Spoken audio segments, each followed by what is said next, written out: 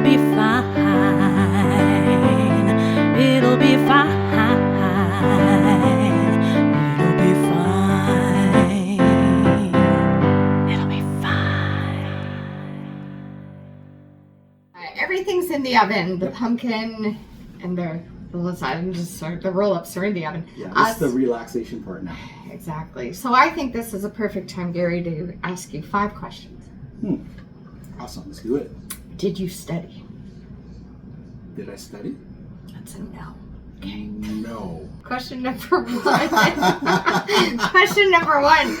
What is the worst meal to eat on a first date? Oh, worst meal to eat on a first date. I think anything messy. Like, I'm picturing like a big sloppy cheeseburger with a lot of sauce because it's all kind of dripping and everything. I mean, it tastes good going in, but probably doesn't make a great impression.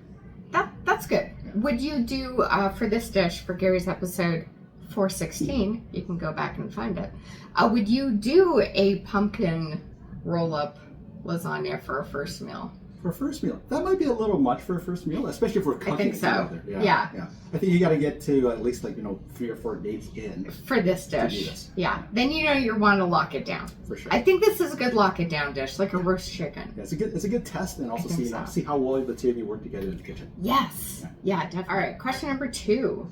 What is your favorite late night snack? Oh, favorite late night snack is actually a very boring one, but I always usually have like a thing of like plain yogurt with some blueberries. That's my late night snack.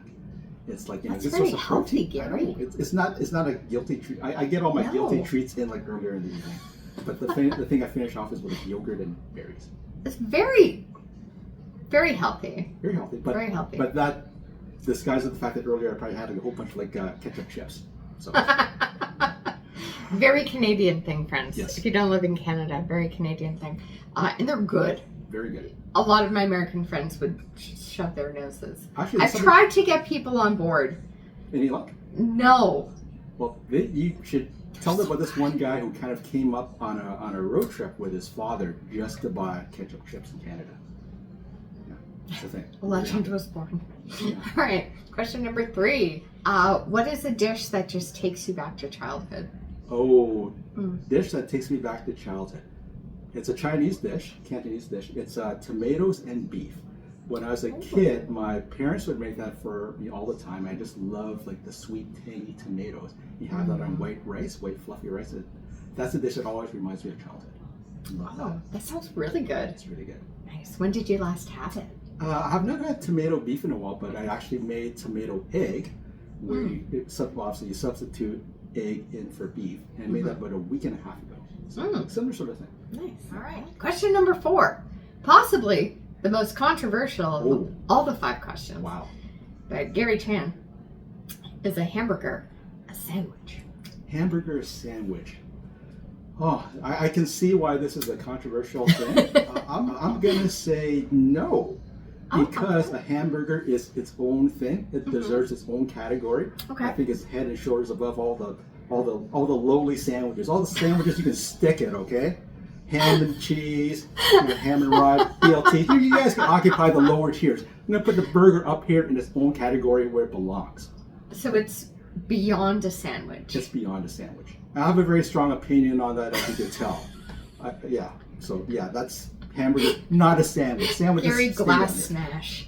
Yeah. Smash! Yeah. Smash! I'm going to need a moment to calm down after that one, because that one got me real riled up, Kelly. I can see why that was so controversial. It's a good thing this is filled with vodka. All right. Question number 5, the last one. If Ben or Jerry, maybe they come together, maybe they're separate, I don't know.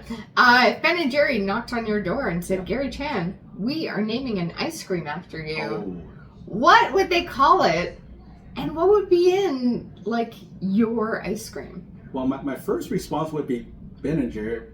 Where's Tom and Jerry? Because I watched that as a kid, as a cartoon. I'm going completely off on a tangent here because I don't have an answer for the ice cream question yet. But getting back to the question about Ben and Jerry, what flavor would I like? Gosh, I would probably go with toasted coconut. It's got to have some toasted coconut because that's something that's kind of hard to find and is really, really yummy. Yes. And I'd see if I'd probably mix it in with some sort of maple, which I also like. and also maybe some kind of nuts like pecan or walnut. So we got the toasted coconut. We've got some pecan in there, so it's gonna be pretty yummy, I'd say. That's lovely. Yeah. I like that. What would you call it? Gosh, what would I call it? I'm going. Why is this thing not called Tom and Jerry, like the cat and mouse? That's what. Maybe that's the name for it. It's a long The title. Tom. Okay, we'll call it the Tom and Jerry special. Tom and Jerry special. There you go. Yeah. We just look at the little mouse and cat running around, and the mouse is Not an actual mouse and not an cat. actual mouse, cartoon animated. That mouse. would be very expensive to mass produce. Yeah, I think so. A mouse and cat in each right, and frightening. Yeah. Yeah. You know, we don't want to traumatize the kids out there with this ice cream flavor. So. It'll be